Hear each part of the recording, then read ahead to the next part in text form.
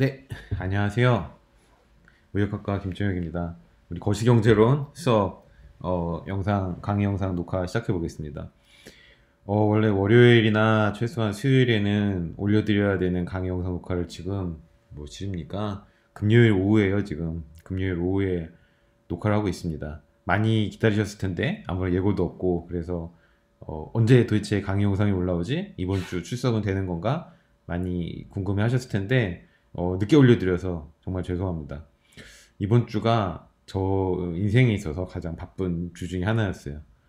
뭐 굳이 변명을 해보자. 변명이 안 됩니다, 근데. 왜냐면은 교수의 제일 중요한 의무사항은 연구와 강의거든요.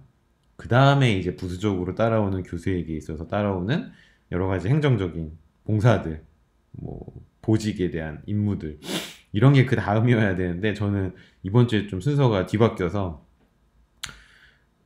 제가 지금 아시아 비즈니스 국제학과장을 맡고 있는데, 이 아시아 비즈니스 국제학과가 이제 국제학부로 독립될 수도 있을 것 같아요. 아예 경상대학 밖으로 나가서. 그러니까 굉장히 큰 트랜지션 피리어드인 거죠. 근데 이게 경상대학 내 결정 사항이 아니라 학교 총장님이 추진 사항입니다. 그래서 굉장히 큰 차원에서 논의가 돼야 되는 것이고 그 편집 풍파의 한복판에 제가 학과장으로 있다 보니까 제가 끌려 들어가서 이리저리 이제 회의에 불려 다니면서 말씀도 드리고 현 상황 보고도 드리고 제 의견도 말씀드리고 그러면서 시간이 또 이렇게 많이 뺏겼고요. 이와 동시에 제가 또 원소속이 무역학과잖아요. 무역학과장님이신 조혁수 교수님이 2주 동안 출장을 가셨어요. 학기 중에 무슨 출장이냐 교수가 이렇게 생각하실 수도 있지만 우리 무역학과 교수님들은 워낙 능력이 출중하셔서 우리 학교뿐만이 아니라 국가에서 많이 부릅니다. 이것저것 부탁을 드려요. 그래서 이번에 조 교수님께서는 우리 굉장히 여러분들도 관심이 많으신 굉장히 큰 국가 시험에 출제위원으로 들어가셨어요. 출제위원으로 들어가면 보통 어떤 일이 벌어지냐 그러면 그 순간부터 핸드폰을 뺏깁니다. 외부와 접촉을 완전 차단하는 거죠. 문제 유출을 위해서. 당연히 어떤 특정 장소에 감금당해서 그 감금당한 장소에서 문제만 내야 됩니다. 그리고 그 장소는 외부에 절대 공개가 되지 않아요. 누가 와서 부탁도 할 수 없게끔. 그렇게 완전히 차단된 상태에서 2주를 보내고 계신 거예요. 지금 조 교수님은. 얼마나 괴로우시겠어요. 근데 그건 이제 그분이 괴로움이고 그러면 무역학과장 업무를 누가 보냐? 제가 또 무역학과장 대리를 이제 2주차인데요. 이제 오늘 끝납니다. 이 대리 업무도.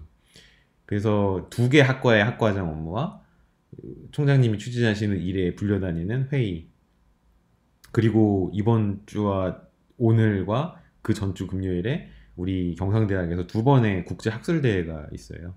학술대회 또 참석 이것저것 뭐 끌려다니 그리고 이제 학교 밖에서는 저는 이제 쌍둥이 아빠로서 육아에 또 전념해야 되고 뭐 이런 것들이 겹치다 보니까 하루에 요새 잠을 한 3시간, 4시간밖에 못 잡니다.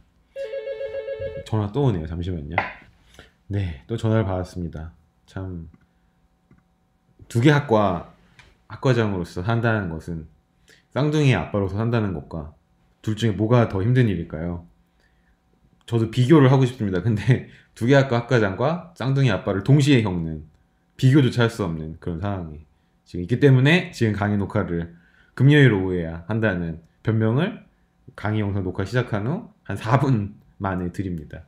변명이 아니죠, 사실 이거는. 변명할 수도 없는 거고요. 여러분들에게 피해가 가는 거. 어쨌든 저는 다음 주로 이 강의 영상 녹화가 제발 밀리지 않기를 바라면서 최대한 꽉꽉 채워서 이번 주와 다음 주 강의 영상 녹화를 해드리겠습니다.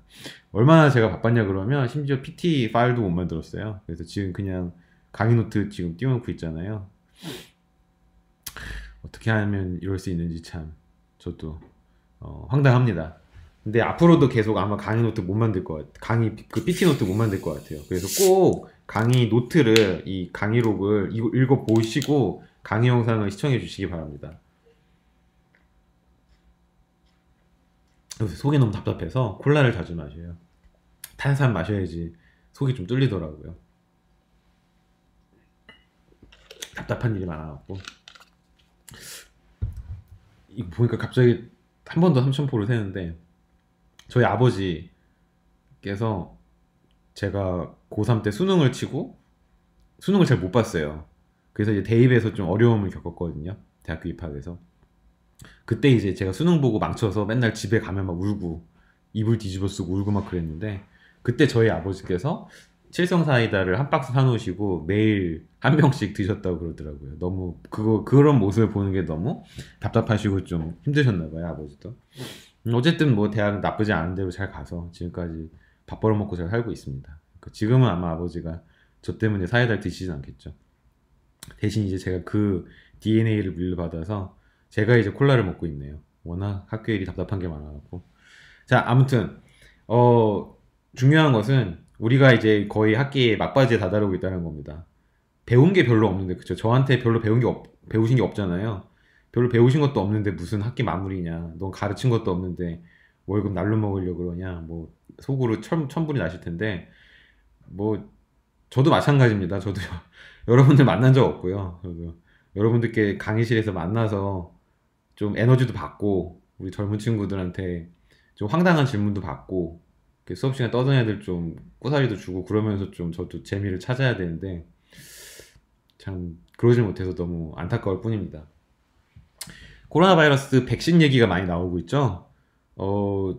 화이자 뭐 이런 데서 백신 많이 만들고 있다고 하는데 모더나 이런 데서도 만들고 있고요. 우리나라는 아직 멀었어요. 결론만 말씀드리면은 제가 여러 소스를 통해서 우리나라 백신 수급 상황에 대해서 정리를 해본 결과 우리나라는 아직 먼 것으로 파악이 되고 있습니다.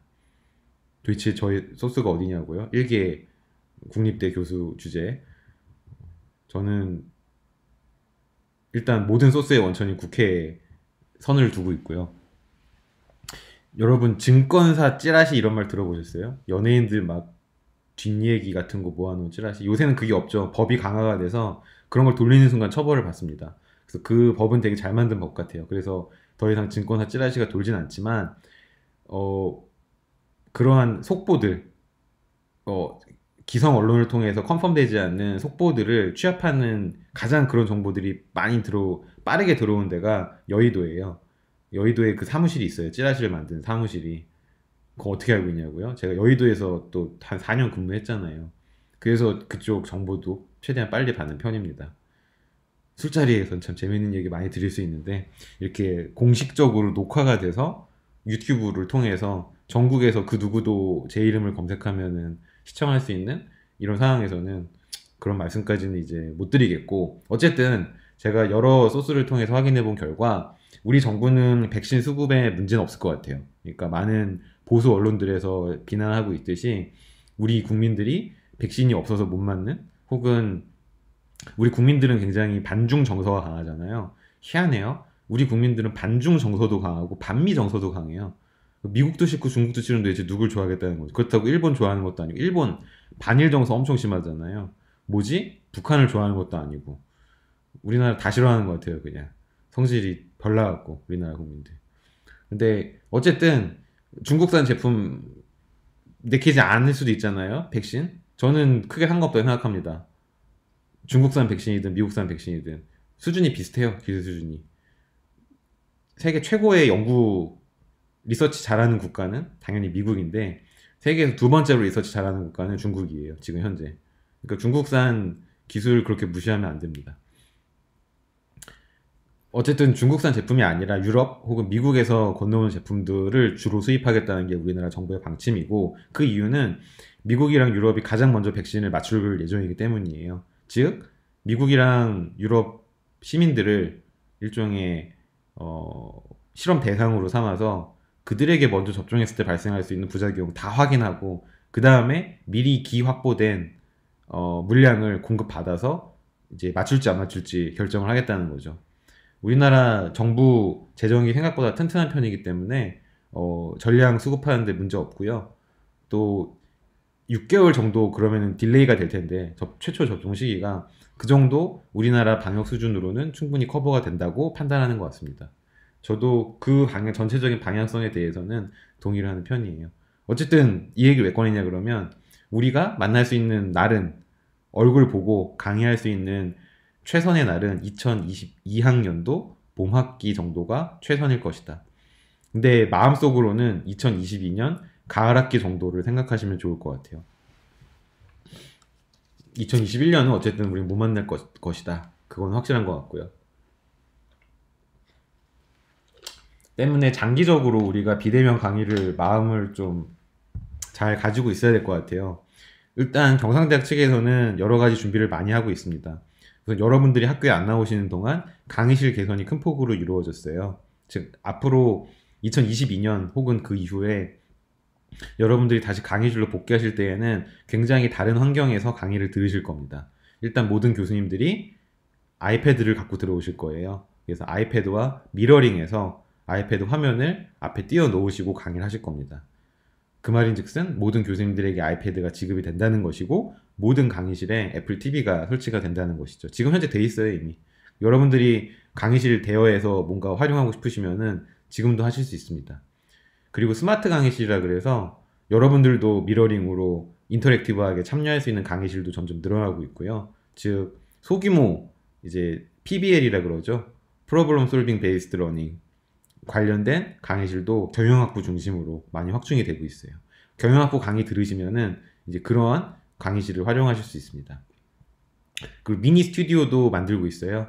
때문에 아마 비대면 강의 녹화 품질도 점점 나아질 거라고 생각을 합니다. 다만 교수님들이 아직 좀 적응 속도가 걸리셔서 이제 앞으로 우리 지난 시간에 배웠잖아요. 가격도 경직적이잖아요. 가격뿐만이 아니라 사람의 심리도 굉장히 경직적입니다. 즉 환경이 변하면 거기에 그 즉시 바로 적응하는 게 아니라 사람의 기대 심리라든가 아니면 사람의 행동 양식 같은 것은 시간이 지나야지, 즉 장기로 가야지 적응하는 그런 경향이 있어요.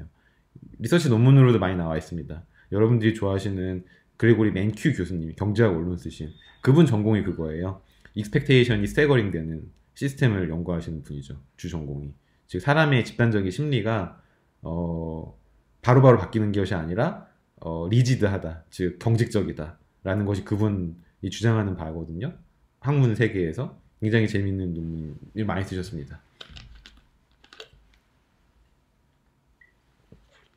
어쨌든 교수님들이 아마 연구실에서 잘 안 나오실 거예요. 저처럼 저는 아직 아무런 장비를 지급받지 못했기 때문에 지금 제 노트북으로 녹화를 하고 있지만 아마 장비들이 확충된 이후에도 많은 교수님들, 특히 시니어 교수님들은 연구실에서 계속 아마 녹화를 하시거나 그러시지 않을까 당분간은 생각을 합니다. 하지만 제 생각엔 장기적으로는 강의의 어떤 플랫폼이라든가 패러다임 자체가 완전히 변할 것 같아요. 저도 거기에 준비하고 있고요. 여러 가지 생각하고 있습니다. 이렇게 지원이 굉장히 제한적인 상황에서 어떻게 하면 유튜브급의 강의 퀄리티를 뽑아낼 수 있을 것인가, 그걸 계속 고민하고 있습니다. 차별성을 유일하게 지닐 수 있다면 우리가 전달하는 컨텐츠 퀄리티에 있겠죠. 유튜브 저도 많이 즐겨보는 편입니다만 유튜브에서 그렇게 퀄리티 있는, 즉 사실 혹은 진실만을 전달하는 채널은 그렇게 많지 않은 것 같아요. 다들 조회수, 그로 인한 수입을 창출하기 위해서 굉장히 자극적이고 부풀려진 내용들 위주로 전달하는 것이 대부분의 유튜브 방송들인 것 같아요. 하지만 강의는 절대 그렇게 되면 안 되겠죠. 특히 충남대 같은 굉장히 좋은 대학교의 경우 절대로 그 강의의 품질을 유지를 해야 될 겁니다. 그런 측면에서 우리가 유튜브와 경쟁해서 승리할 수 있지 않을까라는 생각 짤막하게 해봅니다. 딴소리가 너무 길었죠? 오늘부터 공부할 내용은 총 공급이 아니라 총 수요 측면의 거시경제입니다. 우선 간단하게 제가 이제 하나씩 다 칠판에 쓰듯이 쓰면서 할 거예요. 잘 따라오시면 됩니다. 근데 대부분의 내용들은 강의 노트에 있는 내용과 겹치거나 강의 내용을 요약한 형태이기 때문에 그렇게 크게 걱정하실 필요는 없고 그냥 강의 노트 한번 쭉 읽어보시고 이해 안 되는 것은 제가 드리는 말씀과 저의 필기로 보충하신다고 생각하시면 됩니다. 말이 빠르죠? 지금 mem급, 마음이 급해서 그래요 지금. 빨리빨리 녹화해서 빨리 올려야 되는데 그 전달할 내용도 많은데 하면 지금 그런 mem급 상태에 지금 빠져 있습니다.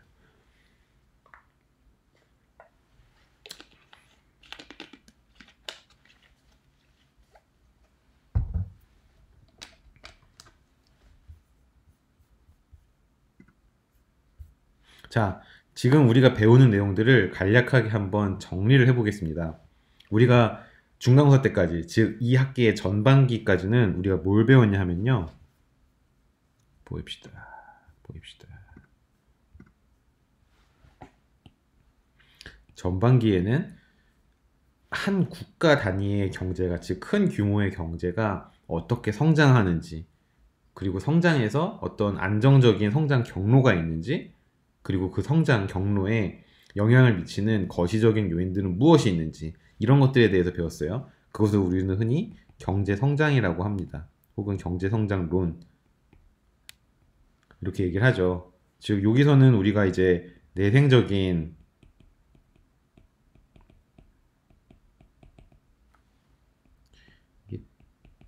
마탱이 같네요, 슬슬. 희소식이 있습니다. 아이패드와 함께 애플 펜슬 2세대도 함께 지급이 된다는. 사랑합니다, 학장님. 모든 교수에게. 물론 공짜로 이렇게 주는 건 아니고 당연히 학과에 비치해 놓고 강의용으로만 쓸 수 있게. 그거에만 해도 어디예요? 아,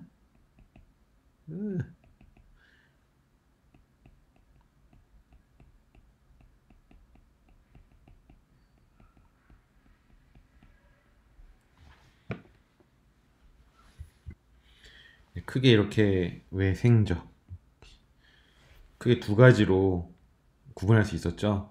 즉 내생적 경제성장과 외생적 경제성장의 가장 큰 차이는 어떤 퀄리티 부분, 즉 기술, 어떤 습득 혹은 생산성의 향상, 이런 부분들이 외생적으로 그냥 상수로 주어져 있는지, 아니면 내적인 성장에 위해서 스스로 진화하는 변수인지, 그것에 따라서 내생적 경제성장과 외생적 경제성장으로 구분을 할 수 있었습니다. 그 다음에 이제 중간고사 이후에 우리가 공부하고 있는 것은 소위 경기 변동이라고 하는 거예요. 경기 변동은 뭐 이미 여러분들이 몇 번 그려보신 그래프에 따르면 GDP라는 하나의 거시경제 변수를 본다고 해요. GDP는 우리가 대표적으로 타겟으로 삼는 거시경제 변수 중에 하나입니다. 이번 학기 내내. 왜냐하면 한 나라의 살림살이를 표현하는 가장 그럴듯한 변수거든요. 가장 대표적인 변수이기도 하고요. GDP를 보면은 시간에 따라서 대부분의 국가들은 경제가 성장을 하는데, 그냥 일방향성으로 선형적으로 일직선으로 쭉 성장하는 것이 아니라 어떤 일정한 추세선을 그리긴 하지만은 그 추세선 안에서 가끔은 추세선보다 더 높게 가파르게 성장할 때도 있고, 가끔은 더 낮게, 즉 추세선보다 낮은 수준으로 오히려 이 구간에서는 하락하기도 하고 더 높게 성장하기도 하고 가끔은 하락하기도 하는, 이런 모습을 보이면서 장기적으로는 상승하는, 증가하는 모습을 보이더라 라는 것이 대부분의 국가에서 관찰되는 GDP의 에볼루션, 진화 과정입니다. 그렇다면 경제 성장은 이 파란색 추세선에 대해서 관찰하는 게 경제 성장이에요. 하지만 경기 변동은 왜 도대체 이때 이렇게 가파르게 성장하고 이때는 도대체 왜 떨어지는지, 왜 장기적인 추세치, 즉 안정적인 성장 경로에서 단기적으로 이탈해 나가는지, 왜 이 나라 경기에는 변동이 발생을 하는지 관찰을 하는 것이 경기 변동론적 거시경제학 관점이고요. 더 나아가서 정책적으로 시사점을 찾고자 하는 것이죠. 즉, 너무 지나치게 가파르게 올라갈 때에는 조금 눌러주는 정책이 필요하고, 오히려 경기가 후퇴할 때에는 받들어줘서 다시 상승하게끔 만들어주는 정책이 필요해요. 즉 경기 부양책과 경기 안정화 정책이 모두 필요합니다. 이러한 정책들을 언제 어떻게 쓰는 것이 좋을까? 혹은 이런 걸 쓰지 않아도 경기는 자동으로 과연 다시 돌아오는 것일까? 즉 상승과 경기 변동은 상승과 하락을 반복하면서 장기적으로는 어떤 일정한 추세치로 계속해서 회귀해 나가는 일종의 파도 같은, 그렇다면 정책이 필요 없는 것은 아닐까? 혹은 정책이 작용을 한다면 조금 더 나은 성장 경로를 우리는 성취할 수 있을 것인가? 그런 거에 대해서 공부하는 것이 경기 변동론적 시각입니다. 조금 더 나은 성장 경로라는 것이 어떤 분들께는 조금 궁금하실 수도 있는데, 여기에 대해서 추가적으로 짤막하게 설명을 드리자면은 이런 플럭추에이션이 있을 수 있고요. 그보다 작은 요 까만색 플럭추에이션 같은 이런 게 있을 수도 있겠죠. 둘 중에 뭐가 더 나은 경기 변동입니까? 라고 누군가 묻는다면은 아마 100이면 100, 까만색 선이 빨간색 선보다 조금 더 나은 경기 변동 모습일 겁니다. 라고 대답을 해요. 장기적인 최대치는 파란색으로 동일하다고 가정한다면요. 그 이유는 변동이 크면 클수록 미래에 대해서 예측하기가 힘들어지기 때문입니다. 당장 내일 어떻게 될지 최대치에 가까우면 가까울수록 우리는 예측력을 더 강하게 가질 수가 있어요. 그쵸? 만약에 이 나라의 경기 변동이 제로예요. 그래서 지금 실제 발생하는 어떤 데이터상의 GDP와 장기적인 최대치가 완벽하게 일치하는 선형적인 모습을 보인다고 가정을 해보죠. 그러면 우리는 미래를 거의 100% 정확하게 예측할 수 있을 겁니다. 과거까지 3% 경제성장률이었다면 미래에도 당연히 3% 경제성장률을 보일 거니까요. 즉 과거로부터 쭉 이어오는 기대치를 미래에 그대로 적용할 수 있기 때문에 사실상 불확실성이 이 경제에서 완전히 사라지는 거죠. 하지만 경기 변동이 크면 클수록 예를 들어서 까만색 선에서 빨간색 선으로 실제 GDP가 찍히면은 그러면 우리는 미래에 대해서 예측하는 것이 굉장히 불확실해져요. 미래에 대해서 예측하는 것이 불확실해지는 게 왜 나쁘냐? 틀린 선택을 할 가능성이 굉장히 높기 때문입니다. 틀린 선택이란 건 거시경제에서 무엇을 말하는 걸까요? 미래의 경기가 안 좋아질 것으로 예상을 한다면 지금 현재 우리는 어떻게 해야 될까요? 조금 더 보수적으로 미래에 내가 직장을 잃을 수도 있고 임금이 줄어들 수도 있기 때문에 조금 더 보수적으로 여러분들의 자산을 운용하는 것이 맞겠죠. 미래가 만약에 경기 호황이 예상이 된다면요. 조금 리스크를 안고서라도 공격적인 투자를 해서 자산 가치를 불리는 게 더 현명한 판단이겠죠. 즉 우리는 매 순간 미래에 대한 어떤 불확실성, 불투명함을 안고서 지금 현재의 의사 결정을 해야 됩니다. 굉장히 거시 경제학적인 포인트 오브 뷰인 거죠. 시각인 거죠. 근데 미래를 예측하기 힘들어지면 힘들어질수록 우린 틀릴 판단을 할 가능성이 높고 그것은 개인의 입장에서는 웰스 혹은 자산을 잃어버릴 확률이 높다는 것이고 경제 전체적으로는 오히려 장기적인 경제 성장 경로가 점점 다운그레이드 될 수도 있다는 그런 말이기도 합니다. 때문에 경기 변동성을 최소화시키는 것이 굉장히 중요하고요. 거시경제적으로는. 그러기 위해서 좋은 정책을 써야 되는 것이 맞겠죠. 하지만 어떤 경제학자들은 우리가 이제 나중에 배울 겁니다. 어떤 경제학자들은 정책을 쓰면 쓸수록 변동성이 더 커진다고 주장해요. 경기에 노이즈만 더 끼게 할 뿐이다. 라고 주장하는 경제학자들이 계세요, 실제로. 그리고 다른 한편으로는 아니다. 경제가 엇나갈 때 그 순간 맞는 올바른 거시경제 정책을 잘 쓰면 경기가 취소될 때에는 좀 눌러주고 경기가 가라앉을 때는 좀 높여주고 이런 게 현실적으로는 더 맞다. 즉 정책을 쓰는 것이 맞다. 라고 주장하시는 분들이 있어요. 어느 게 맞는지 우리가 최소한의 기준을 가지고 분석을 해봐야 되잖아요. 그것에 대해서 앞으로 우리는 배워나갈 겁니다. 지금까지 배워왔고요.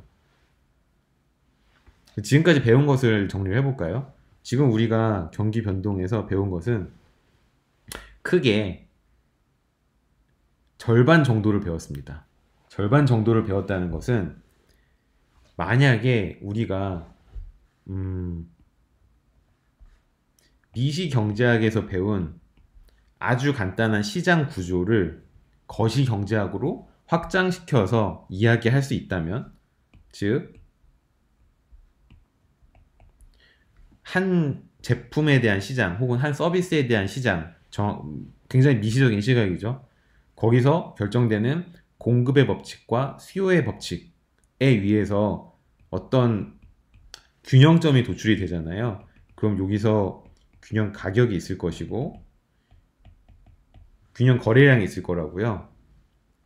이 개념을 경기 변동 이론에 적용할 수 있을까? 라고 당연히 생각해 볼 수 있잖아요. 즉 만약에 이런 상태를 생각을 해봅시다. 이런 상태를 생각하면은 이거를 P1이라고 할까요? P1에서는 이게 미시경제학이라면 어떤 일이 발생을 해요? 공급이 수요를 초과하는 초과 공급 현상이 발생하겠죠. 이거는 균형이 아니에요. 그쵸?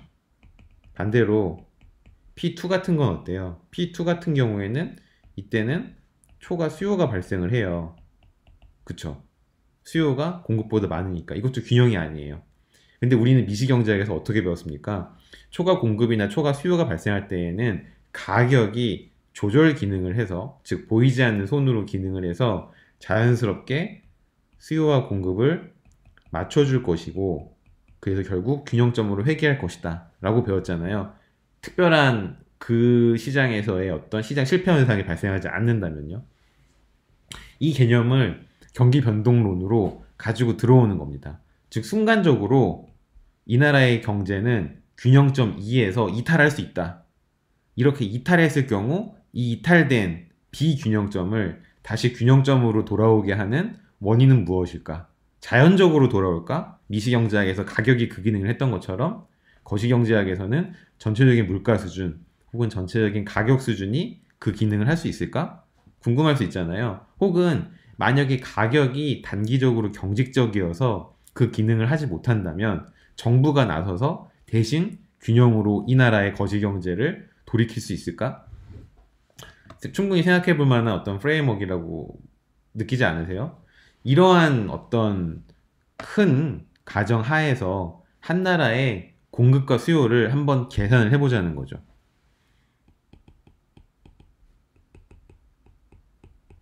그래서 공급과 수요가 만나는 곳에서 그 나라의 전체적인 균형이 달성이 되고, 만약에 공급과 수요가 일치하지 않는다면 일시적인 혹은 영구적인 불균형 상태에 다다를 것인데, 그때 과연 정책적으로 어떻게 할 것이냐 혹은 자연적으로 이 경제는 돌아갈 것인가, 거기에 대해서 논의를 하는 것이 바로 경기 변동론이라고 할 수 있습니다. 근데 이것은 우리가 지금 현재 2020년도에 이렇게 이야기할 수 있는 거고요. 거시경제학은 처음부터 이런 모양은 아니었어요.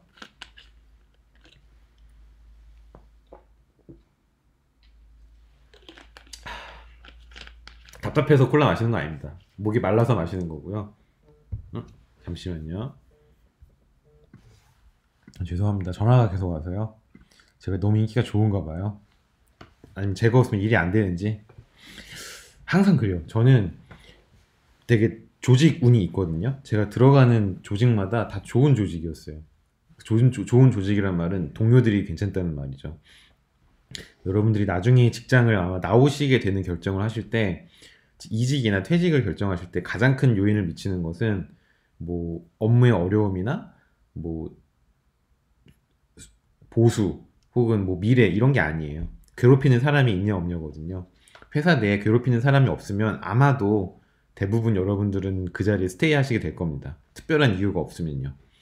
근데 거의 모든 회사가 괴롭히는 사람이 한 명씩은 있어요. 혹은 너무 일을 못해서 자기가 그 사람 일을 대신 떠안게 되는 경우, 뭐 그런 경우가 거의 생기거든요. 거의 모든 회사에서.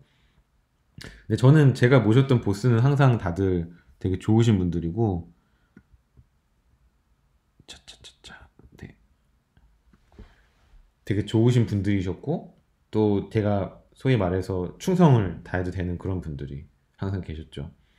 그 단점이 뭐냐 그러면, 저는 뭐 어떤 운이 조직에서 항상 없냐 그러면, 지금까지 없었냐 그러면 일이 다 저한테 와요. 그거는 이제 제 성향 탓인기도 한 것 같아요. 저는 FM으로 다 해야지 직성이 풀리는 사람이거든요. 즉 일을 대충 하는 것은 용납을 잘 못하는 그런 성격입니다. 그렇다고 제가 일을 굉장히 잘하는 건 아니지만 최소한 정해진 규정과 규율에 의해서, 그 절차에 의해서 일을 처리하고, 그 결과가 뭐 퀄리티가 낮고 높고 그건 상관이 없고요. 그래야 되는 사람이기 때문에 주변 사람들은 피곤하죠. 그리고 결과적으로 그렇게 하면은 거의 모든 회사 일이 그래요. 여러분들이 특출나게 좋은 결과를 뽑아내야 되는 일은 아마 거의 없을 거예요. 그거는 높은 곳에 있는 관리직들이 감당해야 될 부분이고요. 대부분의 실무자들은 일이 잘 되든 안 되든 그 일을 성실하게 잘 수행하면 거의 100점을 받습니다. 거의 모든 고과에서. 근데 그 다음 문제는 뭐냐 그러면, 좋은 고과를 받는 사람에게 그 다음 해에 훨씬 많은 일들이 떨어져요. 회사에서는 당연한 거겠죠. 일 잘하는 사람한테 일 많이 주고, 일 못하는 사람한테 일 더 적게 주는 게 회사 입장에서는 당연한 논리인데 그게 실제 일을 하는 실무자 입장에서는 억울하게 느껴질 수도 있는 거예요. 그렇다고 일 못하는 사람한테 일 많이 주면 회사가 망하잖아요. 그래서 그거는 옵션이 아니고 항상 딜레마입니다. 저는 항상 일이 많아요. 일을 잘해서가 아니라 쟤한테 일을 주면 최소한 배를 째고 도망가진 않는구나 라는 굉장히 나쁜 배드 레퓨테이션이 생긴 거죠. 이거 녹화되는 거기 때문에 사실 말 조심 되게 많이 해야 되는데 되게 나쁜 윤리적으로 좋지 못한 팁을 하나 드릴게요. 회사 여러분 들어가셨을 때 팁. 굉장히 여러분들이 획득하셔야 되는 좋은 레퓨테이션이 뭐냐 그러면 쟤한테는 일을 맡기면 뒤처리가 안 돼. 일을 벌리는 건 되게 잘해. 일을 한마디로 이니시에이트 어떤 프로젝트를 시작하는 거는 기가 막히게 하는데 마무리가 안 돼. 이거 되게 좋은 레퓨테이션입니다. 그러면 여러분들은 고가에서 크게 손해를 보지도 않으면서 실제로 업무로드는 그렇게 많지 않을 가능성이 높아요. 이해가 전혀 안 되시겠지만 실제 회사 들어가시면은 아마 회사 들어가신 다음에도 제가 드린 말씀을 기억하신다면은 맞아 정말 그렇구나라고 아마 이해하실 겁니다. 왜냐면 한국에서 뭐 다른 나라도 마찬가지겠죠. 소위 말하는 일이라는 게 마무리가 훨씬 중요하잖아요. 우리 현재는. 근데 대부분의 현실에서는 마무리보다 시작이 더 중요해요. 즉 어떤 일이 시작되면은 거기서 이미 대부분 박수를 받는 거죠. 그 일이 어떤 형태로 마무리되는지는 생각보다 많은 사람들이 그렇게 궁금해하질 않아요. 우리나라의 굉장히 나쁜 특징 중에 하나죠, 문화에. 우리나라 어떻습니까? 대학 입시가 훨씬 중요하죠. 대학 졸업보다. 즉 어디로 입학했는지가 굉장히 중요해요. 어디에서 졸업했는지보다. 그 이유는 입학하면 졸업이 거의 그대로 보장이 되기 때문이죠. 근데 미국 같은 경우에는 예를 미국으로 들어 죄송합니다만은 미국 같은 경우에는 그렇지 않아요. 어디에서 졸업했는지가 굉장히 중요합니다. 그리고 편입생 비율이 굉장히 높아서 입학한 학교와 졸업한 학교가 다른 학생이 거의 대부분이에요. 보통 2번, 3번 정도 편입을 합니다. 주립대 같은 경우는 특히나 그래요. 저는 주립대에 있었기 때문에 사립대 경우는 모르겠어요. 하버드는 좀 다를 수도 있겠죠. 편입을 뭐 정책적으로 안 받을 수도 있겠죠. 근데 주립대는 그 학교의 철학 자체가 애들 공부 최대한 많이 시키자는 거거든요. 그래서 커뮤니티 칼리지, 우리로 치면 전문대에 해당되는 그 학교를 일단 입학을 해요. 입학을 해서 거기서 공부 열심히 합니다. 그러면 그 주에서 한 중간 정도 되는 4년제 대학으로 한번 트랜스퍼를 해요. 편입을 하죠. 거기서 또 공부를 잘하면 거기서 소위 말하는 그 주에서 최고 주립대로 한 번 더 편입을 합니다. 그럼 거기 졸업장 받고 나오는 거예요. 그럼 누구나 얘는 그 주립대 출신이구나 라고 인정을 해주는 거죠. 그러니까 학생이 대학교 들어가서도 계속해서 자기 개발을 할 수 있는 인센티브를 받는 거고 학교 입장에서도 정말 열심히 노력한 성과가 보이는 우수한 인재들을 계속 받아서 자기 학교 동문으로 만들 수 있으니 훨씬 좋은 거고요. 이게 미국식 교육 시스템이고 미국을 지금 현재 최고의 교육 국가로 만든 원동력이기도 합니다. 중국이 지금 그 시스템을 그대로 따라하고 있죠. 그래서 중국도 지금 굉장히 가파르게 교육 쪽에서 발전을 하고 있고 우리는 반성 많이 해야 돼요, 진짜. 젊은 교수, 장래가 촉망되는 젊은 교수에게 이렇게 많은 행정적인 부담을 주는 것은 반성해야 됩니다. 지금 마시는 콜라는 답답해서 마시는 콜라입니다. 자, 미시경제에서의 시장의 균형 개념을 거시경제학으로 빌려온다. 굳이 비유를 들자면 그렇다까지 말씀을 드렸습니다. 그리고 한 나라 경제에서 공급과 수요가 일치하지 않는 불일치 현상 혹은 불균형 현상이 발생했을 경우 그것을 어떻게 수정해 나갈 것인가, 자연적으로 수정할 것인가, 아니면 정책이 개입해서 수정할 것인가, 그것까지 말씀을 드렸어요. 근데 이것은 오늘날에 2020년에서 이렇게 얘기할 수 있는 것이고 그 전에는 다른 모습이었다고까지 말씀을 드렸습니다. 다른 모습이라는 건 뭐냐 그러면 거시경제를 바라보는 관점이 이렇게 된 지 그렇게 많이 안 됐다는 얘기예요. 어떤 거시경제 학자들은 공급이 결정되면 수요가 그대로 따라온다라고 생각을 했습니다. 자, 우리는 공급 배웠죠. 장기에서의, 즉 가격이 신축적인 형태에서의 공급 곡선, 그리고 가격이 경직적인 상태에서의 공급 곡선 공부했습니다. 모양이 어땠습니까? 조금 달랐죠? 근데 상관없어요. 어쨌든 공급이라는, 즉 한 나라의 총 산출물 혹은 한 나라의 총 생산이 얼마인지 어떤 함수의 모양으로 딱 나온다는 게 중요했어요. 그렇게 나온 것을 y라고 한다면은 수요는, 혹은 수요는 한 나라의 총 지출이라고도 얘기할 수 있거든요. 총 지출 expenditure 2를 써서 2라고 합시다. 2는 거기에 그냥 맞춰서 따라올 뿐이다 라고 주장하는 경제학자들이 있었습니다. 즉 공급이 수요를 창출한다라고 주장하는 사람들이 있었어요. 공급 곡선 여러분 공부하실 때 수요 측면에 대해서 언급된 적이 한 번이라도 있었습니까? 아마 거의 없었을 거예요. 특히 신축적인 가격을 가정한 장기 총공급 곡선 기억나시죠? 우상향하는, 그건 어디서 결정이 됐어요? 생산 함수에 의해서 결정이 됐어요. 한 나라의 총 생산 함수가 있는데 한 나라의 총 생산 함수는 어떤 특정한 포뮬러를 가진, 특정한 스트럭처를 가진 생산 함수이고, 거기에는 소위 말하는 인풋 혹은 독립변수가 들어가는데, 이 독립변수는 그 나라에서 생산에 이제 사용할 생산 요소라고 공부했습니다. 이 생산 요소에는 노동이 있고 자본이 있었어요. 그렇죠? 그러면 노동은 어디서 결정이 됩니까? 노동 시장에서 결정이 됐어요. 노동 시장의 수요와 공급에 의해서 결정이 됐습니다.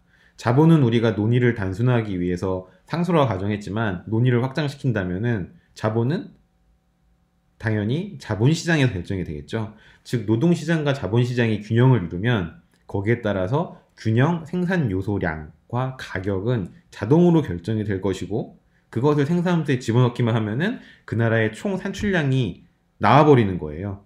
즉 얼마만큼 어느 부분에서 그것을 원하는지는 전혀 관심이 없는 거죠. 이것이 공급의 수요를 창출한다는 하나의 시각입니다. 그러면 반대로 이렇게 생각하는 사람들도 있어요. 한 나라의 총 수요 혹은 총 지출이 총 공급을 창출한다 라고 주장할 수도 있잖아요.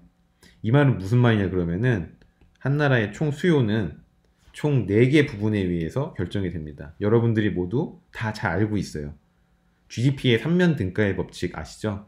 GDP 3면 등가의 법칙에 의해서 한 나라의 총 생산은, 즉 생산 측면의 GDP는 지출 측면의 GDP와 같고 다시 부가가치로 측정한 GDP와도 같다. 이것이 GDP 3면 등가의 법칙인데, GDP는 지출 측면에서 4개로 이루어집니다. 가계소비, 정부지출, 그 다음에 기업투자, 그리고 순수출. 이 4개 부분에서 그 나라의 모든 총 수요 혹은 총 지출이 결정이 되잖아요. 정의에 의해서. 그럼 이게 그대로 생산이라는 거예요. 즉 생산은 수요가 이만큼 우리가 원합니다 라고 하면은 거기에 100% 딱 맞춰준다는 게 바로 생산이라는 거죠. 그 자체적으로 뭔가 결정되는 것이 아니라, 즉 수요가 공급을 창출한다는 겁니다. 이렇게 주장한 최초의 경제학자가 바로 그 유명한 케인즈이고, 케인즈의 이러한 생각을 동의하는 거시경제학자들을 케인지안이라고 불렀어요.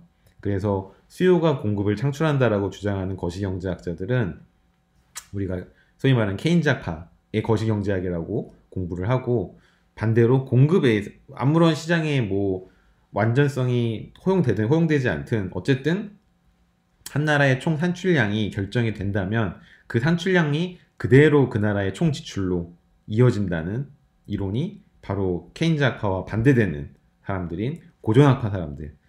이 사람들 왜 고전학파라 부르냐? 케인즈 이전에 이런 생각이 이루어졌거든요.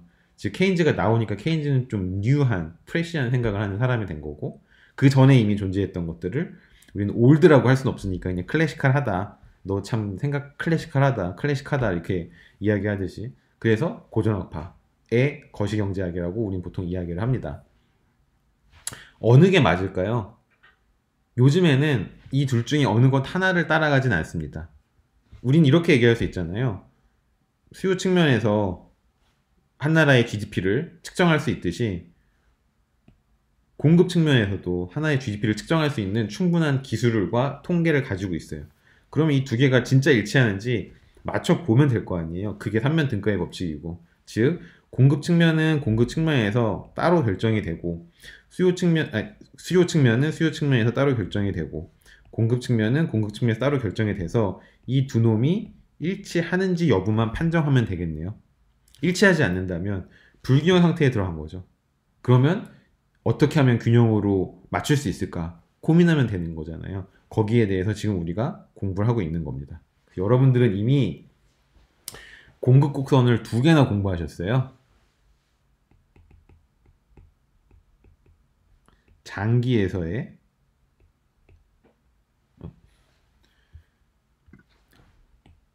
가끔 에러가 나네요. 애플 펜슬 2세대야 빨리 오렴. 보고 싶구나.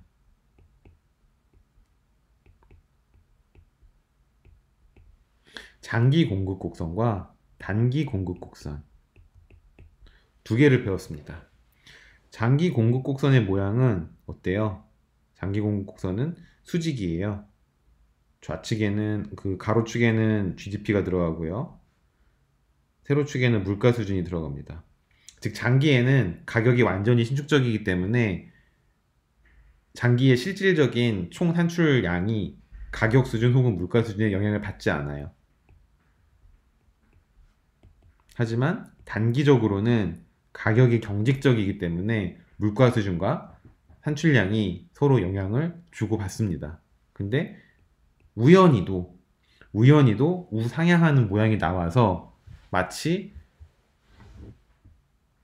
미시경제학에서 이야기하는 한 제품에 대한 공급 곡선과 비슷한 모양이 나오더라는 거죠. 하지만 이것이 1대1로 절대 상호 대응하는 것은 절대 아닙니다. 미시경제학에서의 공급 곡선은 공급의 법칙에 의해서 그렇게 돼요. 그쵸?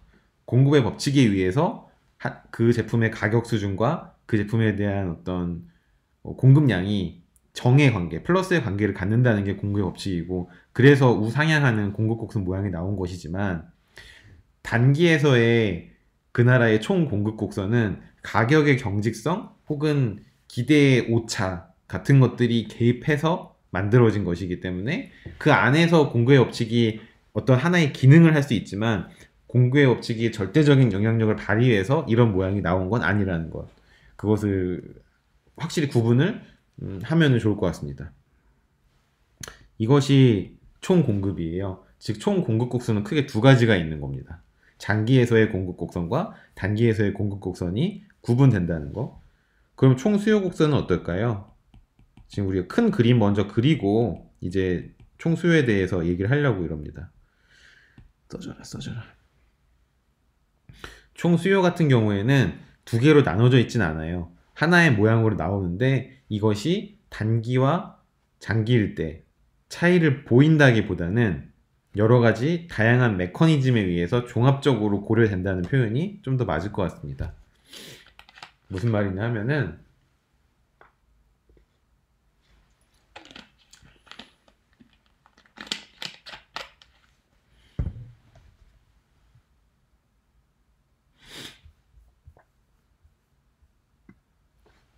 총 수요는 총 지출 측면의 GDP를 보는 것인데 이 총 지출이 어떻게 구성이 되는지 먼저 우리는 공부를 해야 돼요. 그래서 총 지출 함수를 먼저 공부를 할 거고요. 그 다음에 한 나라의 총 수요는 실물 부분에서 그리고 명목 부분인 금융 부분에서 따로따로 영향을 미칩니다. 즉 실물 부분의 이자율과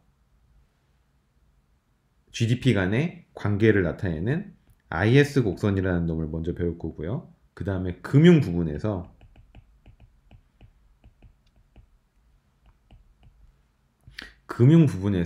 이자율과 GDP 간의 총 수요 간의 관계를 나타내는 LM 곡선을 배울 거예요. 이 두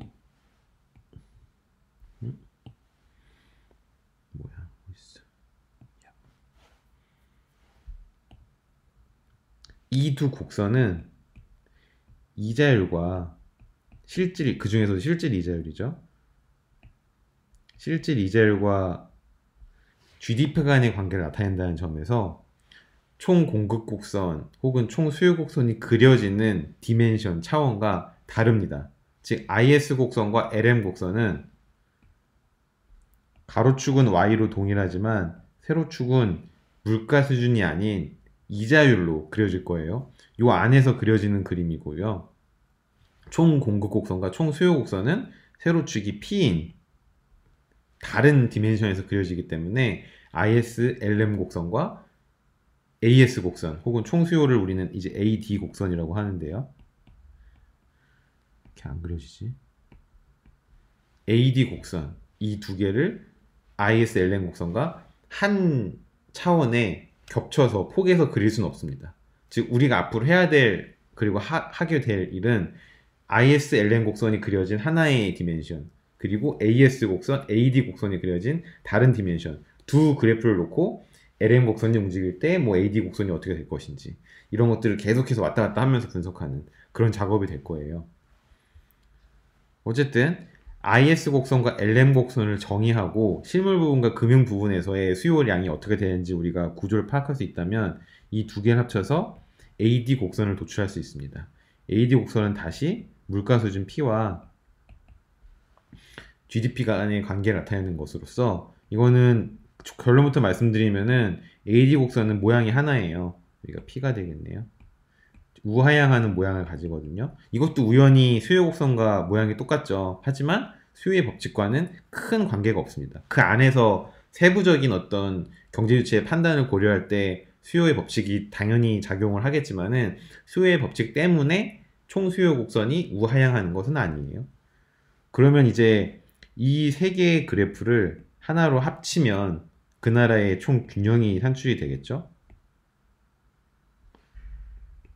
즉 장기 총공급 곡선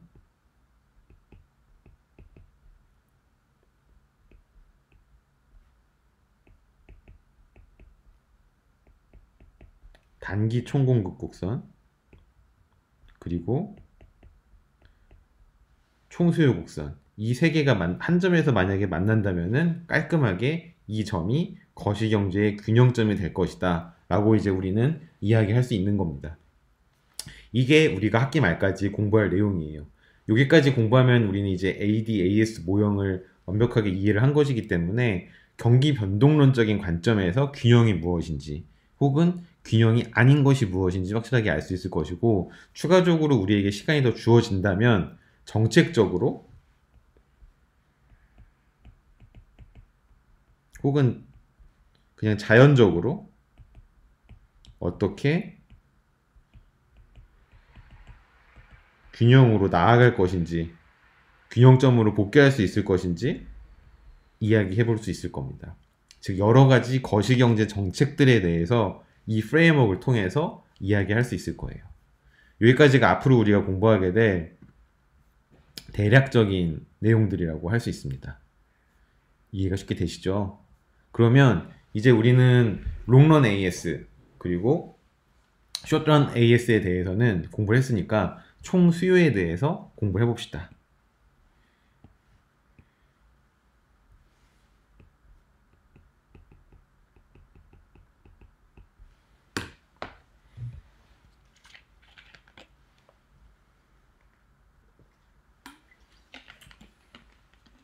총 수요를 공부하기 위해서는 지출 측면의 GDP로부터 출발하는 것이 제일 좋을 것 같아요. 지출은 우리가 총 지출을 보통 2라고 표현합니다. 익스펜디처의 2를 써서 경제학 언론에서 공부한 지출 측면의 GDP 4개 항목을 한번 읊어볼까요? 가계소비, 기업투자, 정부지출, 그 다음에 순수출 이렇게 4개 항목으로 구성이 되죠.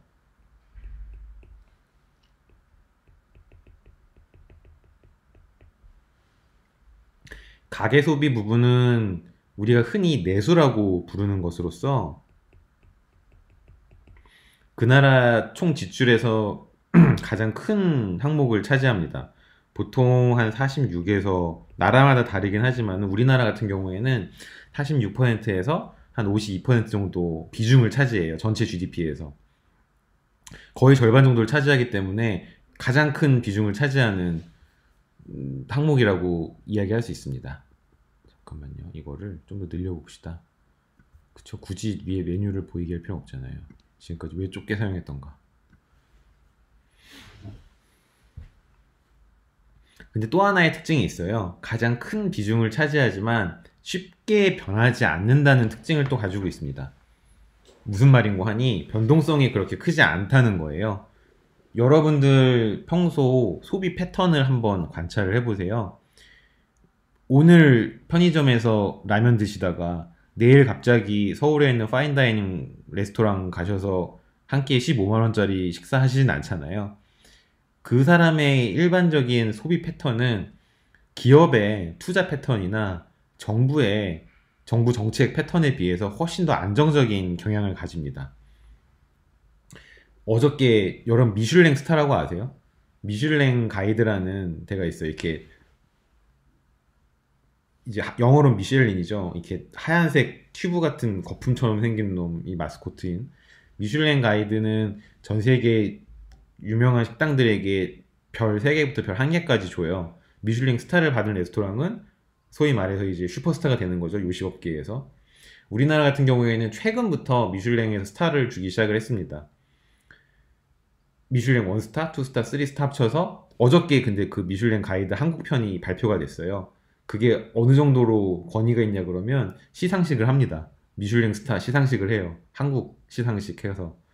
이제 요식업계 종사자들에게는 초미의 관심사인 거죠. 그리고 소위 말하는 미식가들, 이제 맛있는 거 찾아다니는 사람들에게는 어느 식당이 미슐랭 스타를 받았지? 이게 굉장히 큰 관심사인데 한국은 한 77개 정도가 미슐랭 스타를 받았어요, 어저께. 많이 늘어난 거예요. 최근 몇 년 사이에. 최근 몇 년 사이에 한국도 굉장히 뭐라 그럴까? 음식 분야에서, 요식 분야에서 세계적인 수준으로 뛰어 올랐다고 볼 수 있겠죠. 근데 한계도 있어요. 그 77개 미슐랭 스타 식당 모두 서울에 있어요. 지방에서는 미슐랭을 하나도 못 받았습니다. 그러니까 서울에만 식당이, 즉 좋은 식당들이 몰려 있다는 것이죠. 음식이 있어서 서울과 지방 격차가 제 생각에는 가장 큰 것 같습니다. 여러분들이 좋아하시는 성심당 빵, 전국에서 많이 사러 오시죠. 근데 성심당도 미슐랭 못 받았어요. 그 말은 뭡니까? 서울의 성심당보다 미식가들 입장에서는, 음식 전문가들 입장에서는 더 맛있는 빵을 만드는 곳이 있다는 겁니다. 물론 그들의 기준은 우리 같은 서민들의 기준과 다르긴 하겠지만 어쨌든 미슐랭 스타 받은 식당들은 대부분 비싸요. 한 끼 최소 7만원에서 비싼 데는 3, 40만원까지 합니다. 1인당 한 끼가요. 완전히 다른 세계의 얘기 같죠? 실제로 그래요. 저는 미슐랭 투스타 이번에 받은 데가 있거든요. 서울 압구정, 청담동인가 압구정동에 정식당이라고 있어요. 정식당이 왜 정식당이냐 그러면 그 사장 오너분 이름이 정식이거든요. 근데 거기 그분이랑 그분 가족이랑 좀 친분이 있어서 제 돈 내고는 절대 못 가고요. 친분이 있어서 이제 얻어먹으려고 한번 간 적이 있습니다.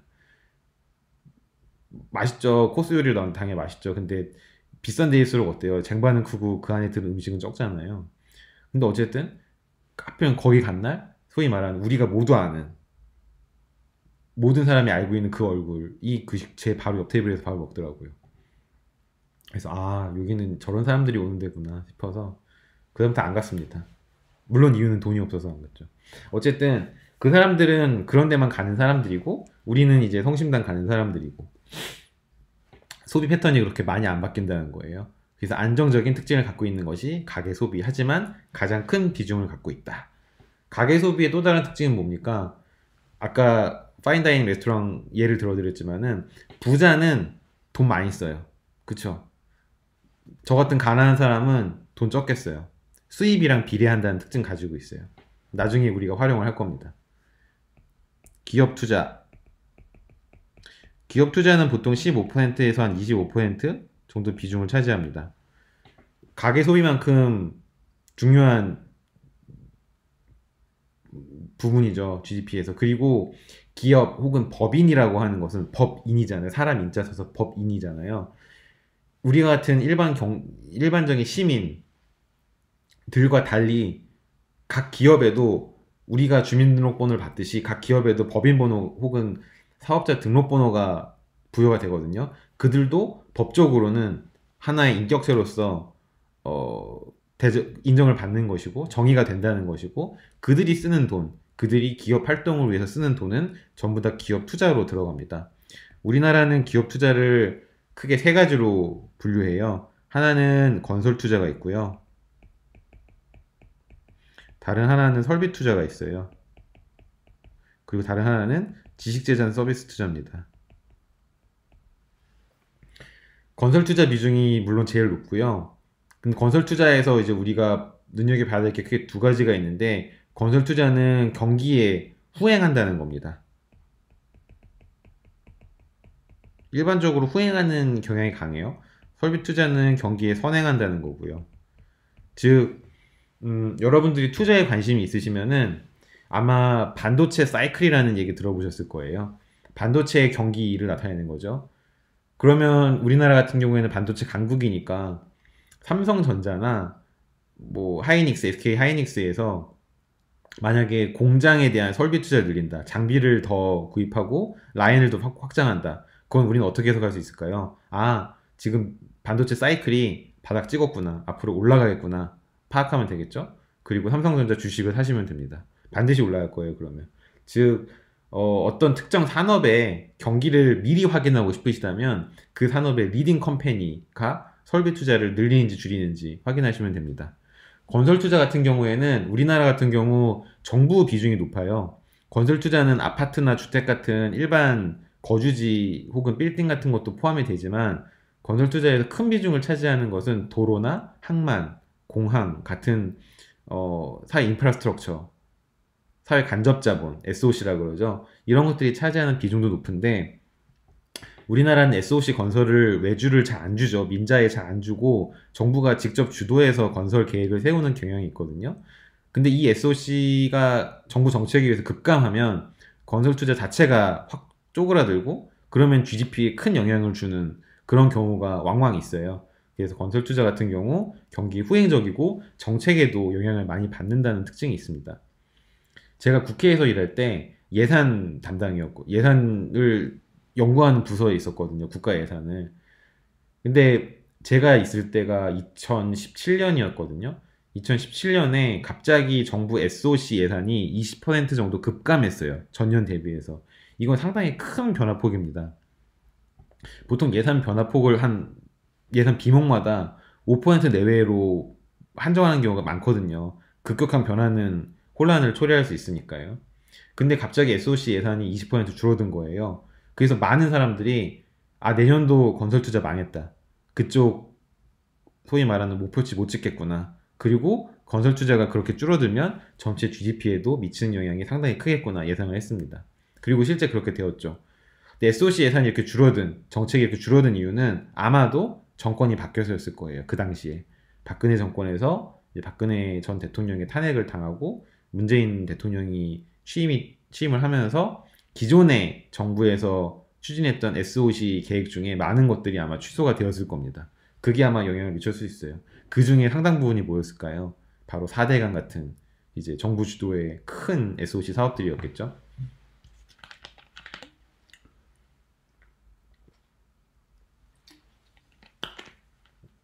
그래서 이제 소위 말하는 토목, 이 건설업이라는 게 여러분들도 아마 관심이 있으신 분들은 아시겠지만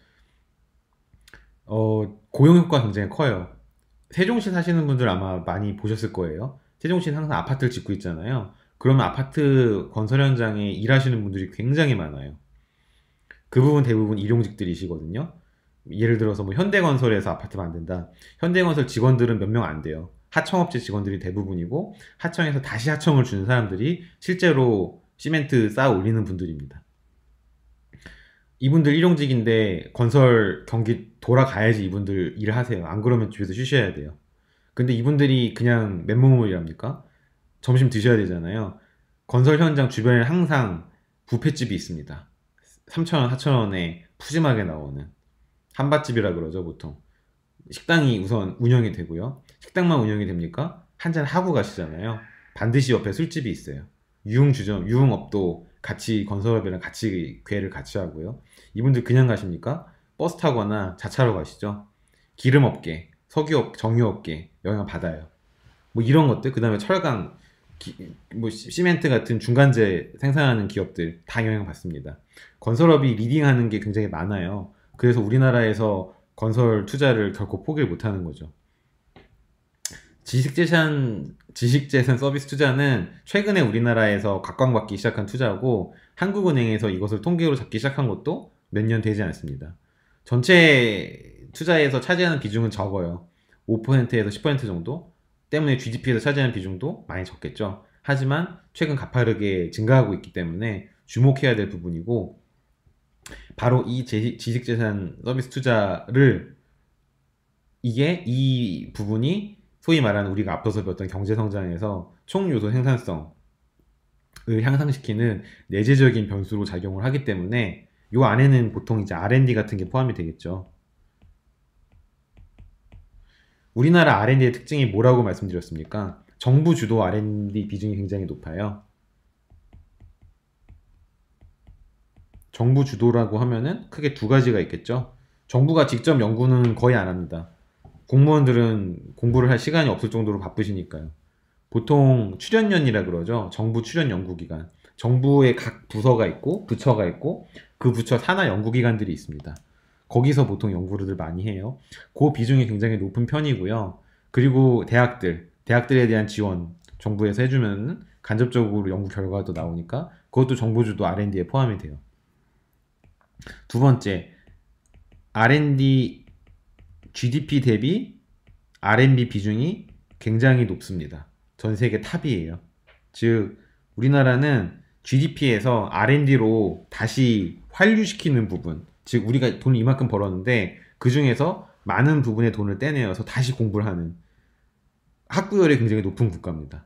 문제는 R&D에서 산출되는 질적인 산출은 많이 떨어진다는 거죠. 보통 그것을 지재권, 지식재산 건수 혹은 특허 건수로 보거든요. 즉 R&D 액수 대비 특허 건수가 몇 건이냐. 요 비율 세계 최고 국가는 중국입니다. 아까 말씀드렸듯이 중국은 연구의 퀄리티가 굉장히 높은 국가예요. 그래서 중국 같은 경우 R&D 규모 대비 특허 건수, 지재권 건수가 굉장히 높은 국가고, 우리는 GDP 대비 R&D 국가가 굉장히 높은, 공부 굉장히 열심히 하는데 시험 성적이 그렇게 신통치 않은 그런 국가라고 할 수 있습니다. 이것이 우리나라 기업 투자에 대한 대략적인 설명이었고요. 세 번째 G는 정부 지출을 의미해요.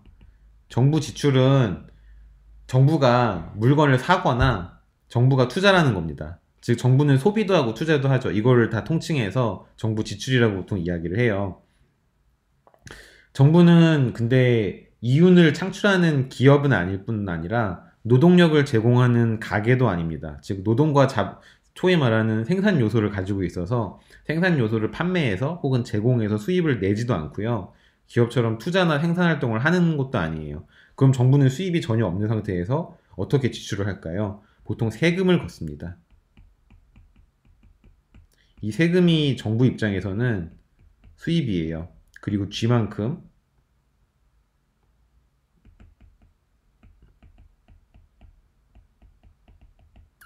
지출을 하는 것이죠. 즉 우리가 이 파트에서 하나 체크하고 넘어가야 될 것은, 과연 정부의 이 계정, 이게 0보다 크냐 0보다 작냐 하는 것입니다. 정부의 세금 수입, 세수가 정부 지출보다 그 해에 많다면 정부는 돈을 남긴 거잖아요. 즉 재정수지 흑자라고 할 수 있고요. 만약에 거두어들인 세수보다 정부 지출이 더 많아서 이게 음수가 나오면 재정수지 적자가 된 겁니다. 경제학 원론에서 공부하셨다시피 정부는 재정수지 흑자와 적자를 스스로 결정을 할 수가 있어요. 물론 국회에서 동의를 해줘야 됩니다만은 보통 다수당에서 대통령이 나오고 대통령은 행정부 수반이기 때문에 두 개가 쿵짝이 잘 맞는 경향이 있죠. 재정수지 흑자는 경기가 보통 좋을 때 재정수지 흑자를 합니다. 즉 좀 눌러줘야 될 때 이 G 파트를 줄이는 것이죠. 돈을 덜 쓰는 거예요. 근데 만약에 경기가 좋지 않아요. 그래서 GDP를 좀 높여줘야 될 필요가 있습니다. 그러면은 정부 지출을 늘리겠죠.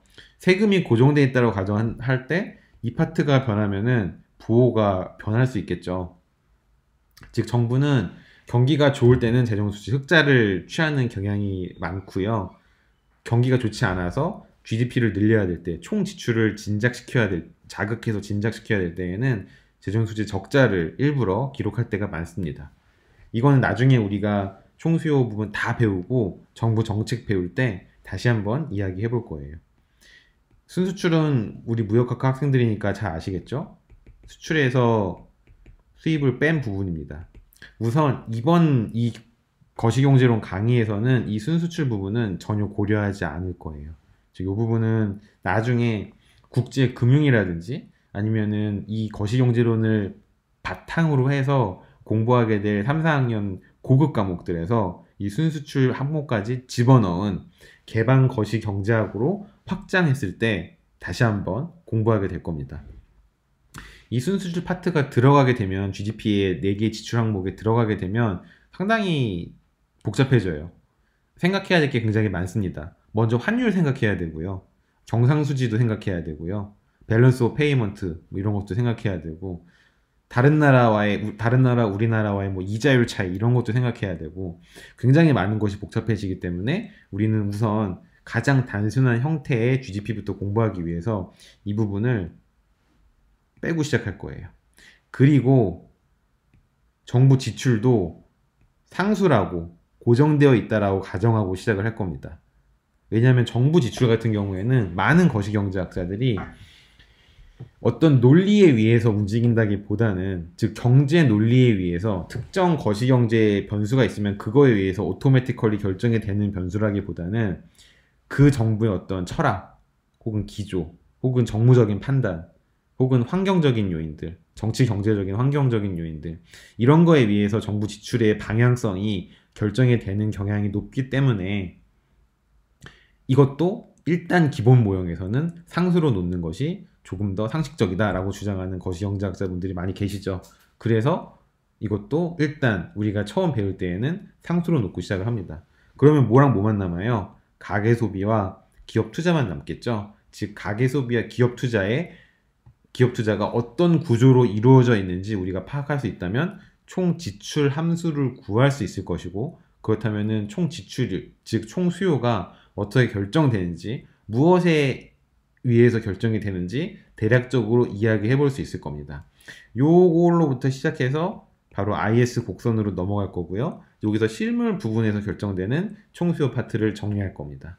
그 다음에 총 공급 파트, 즉 이제 가격 수준 혹은 물가 수준 같은 개념을 집어넣은 금융 파트에서의 총수요 모양도 같이 살펴볼 것이고 이 두 개를 다 합쳐서 최종적인 총수요 곡선을 도출해 나갈 겁니다. 이것이 우리가 총수요에서 앞으로 배워야 될 내용들이에요. 이해가 되셨죠? 너무 빠르고 제가 급한 마음에 빠르게 설명드려서 좀 미흡한 측면도 있는데 이 뒷부분은 다음 동영상에서 계속해서 이어서 설명을 드리도록 하겠습니다. 감사합니다.